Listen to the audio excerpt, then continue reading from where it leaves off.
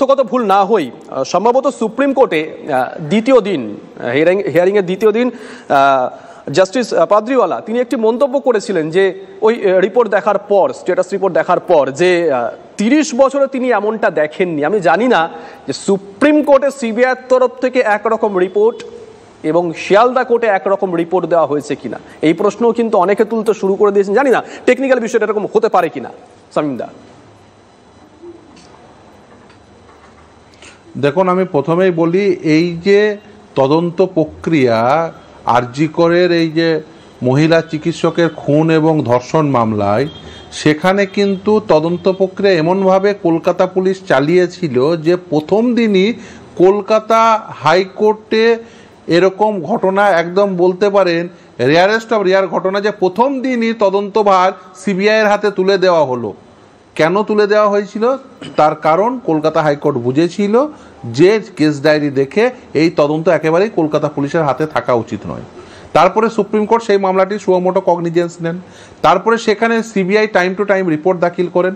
এবং আমার সব থেকে ইন্টারেস্টিং লেগেছিল, যখন প্রথম চার্জশিট দাখিল করেছিল সিবিআই, তখন তারা বলল যে সেখানে এই এভিডেন্স ট্যাম্পার রয়েছে, লার্জার কনস্পিরেসি রয়েছে, এবং এই লার্জার কনস্পিরেসির সঙ্গে সন্দীপ ঘোষ এবং টালা থানার ওসি যুক্ত, এবং তারা সাপ্লিমেন্টারি চার্জশিট দেবেন বলে তারা কিন্তু প্রথম চার্জশিটে উল্লেখ করলেন।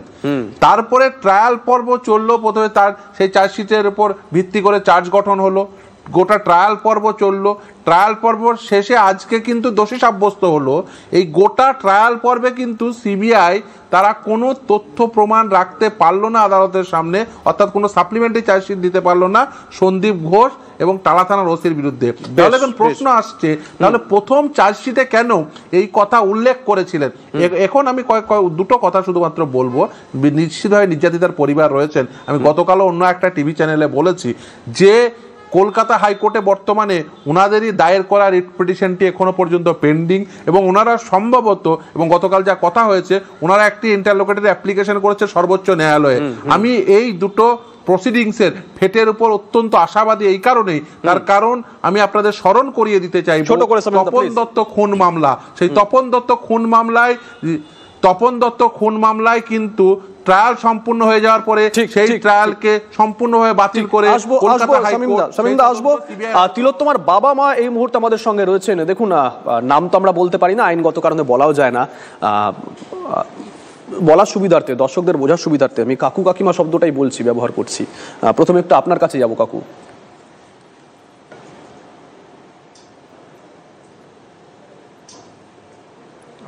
শুনতে পাচ্ছেন? হ্যাঁ, বলুন। হ্যাঁ, আপনি রায় ঘোষণার পর আপনার প্রতিক্রিয়াটা একটু আগে জেনে নেই। রায় ঘোষণার পর এটাই প্রতিক্রিয়া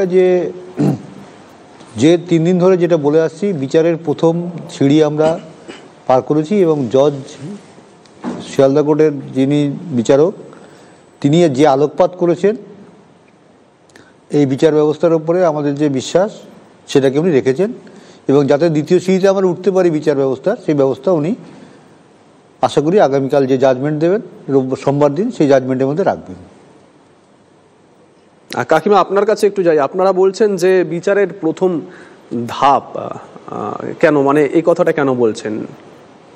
আমাদের মনে হয়েছে প্রথম দিন থেকেই, এটা আমি বলছি, যে আমাদের মেয়ের দেহ দেখে যেভাবে ও ছিল সেখানে কিছুই হয়নি, কিন্তু তার মাথায় যেভাবে রক্ত জমেছিল সেটা মনে হয়েছিল কিছু মানে শক্ত জায়গায় আঘাতের ফলে সেগুলো হয়েছে, কিন্তু যে ডায়ার্সে শুয়েছিল সেটা নরম ছিল। সেটা থেকে মনে হয়েছিল যে কেউ একা এসে হসপিটালে, একটা জনবহুল হসপিটাল, সেখানে 24 ঘন্টা নার্স, গ্রুপ ডি এবং মানে পেশেন্ট সব ভর্তি থাকে। হসপিটালের বাইরে থেকে কেউ একজন এসে ঘটনাটা ঘটিয়ে যাবে আর ভেতরের কেউ কিছু জানতে পারবে না, এটা একদম অস্বাভাবিক।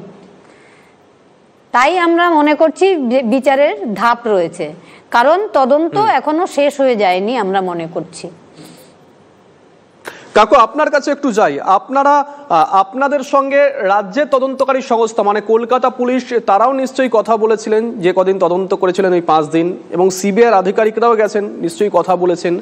আপনারা দুজনের কারোর ওপরই আস্থাটা রাখতে পারলেন না কেন? কি মনে হয় আপনারা যে অভিযোগ করেছিলেন বা আপনারা যে প্রশ্ন তুলেছিলেন বা আপনারা যে দাবি করেছিলেন সেটা কি কেউই মান্যতা দিচ্ছে না? কলকাতা পুলিশের কথা তো এইমাত্রই যে একজন আইনজীবী আপনাদের বললেন, ফিরদৌস তামিম বললেন যে প্রথম দিন হাইকোর্ট শুনেই মামলাটা সিবিআইকে দিয়েছিল।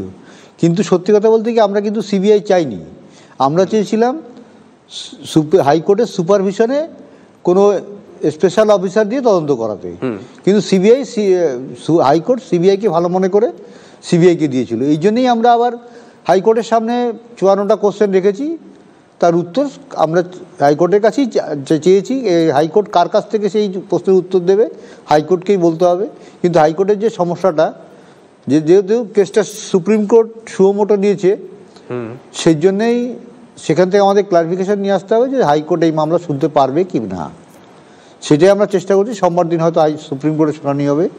যদি সুপ্রিম কোর্ট হাইকোর্টে মামলাটা ফিরিয়ে দেন, মহামান্য আদালত তাহলে আমাদের সমস্ত বিষয় শুনবেন এবং চেষ্টা করবেন প্রকৃত অপরাধীরা এখনও সামনে আসেনি। ডিএনএ টেস্ট যেটুকু দেখবেন আপনার ভাইরাল হয়েছে এবং আপনাদের চ্যানেলের মাধ্যমে আমরা জানতে পেরেছি, সিবিআই আমাদের কোনোদিন বলেনি। ডিএনএ টেস্টে ডিএনএর যে রিপোর্ট দেখা যাচ্ছে অন্যের উপস্থিতি পরিষ্কার বোঝা যাচ্ছে। যারা প্যাথোলজির ছাত্র এবং ডিএনএ বিশেষজ্ঞ আমাদের সঙ্গে কথা বলেছেন, সেখানে অন্যের উপস্থিতি একদম পরিষ্কার আছে।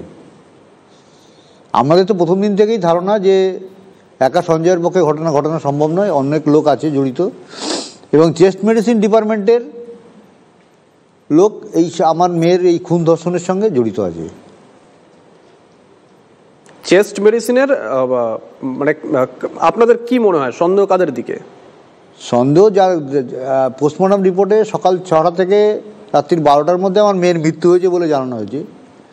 এইবার ওই 6 ঘন্টা যারা আমার মেয়ের সঙ্গে ছিল তার মধ্যে ওই 2জন পিজিটি, একজন হাউস স্টাফ এবং একজন ইন্টার্ন, এরা তো অবশ্যই ছিল। তাদের তো হেফাজতে নিয়ে সিবিআই জিজ্ঞাসাবাদ করা উচিত ছিল। সিবিআই তাদের বলছে লাইট ডিটেক্টর টেস্ট করেছি, ভয়েস স্যাম্পেল করেছি, কিন্তু ডিএনএ রিপোর্ট যে কী করেছে সেটা কিন্তু সিবিআই আমাদের কখনো বলেনি। সিবিআই আজ পর্যন্ত আমাদের কাছে কোনো কিছু তদন্তের গতি প্রকৃতি সম্বন্ধে কোনোরকমভাবে মুখ খোলেনি। যখনই আমরা আমাদের বাড়িতে আসলে জিজ্ঞেস করতাম তখনই বলতো তদন্ত আগে বাড়ছে। কি আগে বাড়িয়েছে সে তার প্রতিফলন আজ পর্যন্ত আমরা দেখতে পাইনি। বেশ, কাকিমা আপনার কাছে একটু যাই। আপনারা বারবার বলছেন যে সিবিআইয়ের প্রতি আপনারা এই মুহূর্তে দাঁড়িয়ে, অন্তত আজকের দিনে দাঁড়িয়ে সম্পূর্ণ আস্থা রাখতে পারছেন না। সিবিআই এখনো ক্রাইম সিনই কোথায় সেটা বুঝে উঠতে পারেনি। কারণ সিএফএসএল রিপোর্ট বলছে যেভাবে দেহটা ছিল এবং ওখানে যে ধস্তাধস্তির কোনো চিহ্ন নেই, তাই ওখানে এই খুন ধর্ষণ ঘটেনি। তাহলে সেমিনার হল ঘটনাস্থল নয়। তাহলে সিবিআই কি তদন্ত করেছে? পুলিশ 5 দিনে যেটা করেছিল সিবিআই সেটাতেই তকমা লাগিয়েছে। তাছাড়া সন্দীপ ঘোষ এবং তালা থানার অসিকে যে ধরেছিল সেখানেও সিবিআই চার্জশিটই দিল না। 90 দিন পার হওয়ার পরেও তাদের চার্জশিট দিল না। তাহলে কি তাদের বিরুদ্ধে কোনোই তথ্য প্রমাণ ছিল না? এমনিই তাদের ধরে নিয়েছে? এটা তো সিবিআইকেই আমার কোশ্চেন। সিবিআই আমাদের সঙ্গে কখনো কোনো যোগাযোগ করে না। আগে একটু ফোন করলে ধরতো, এখন তাও ধরে না। কি তদন্ত করেছে ওরাই জানে।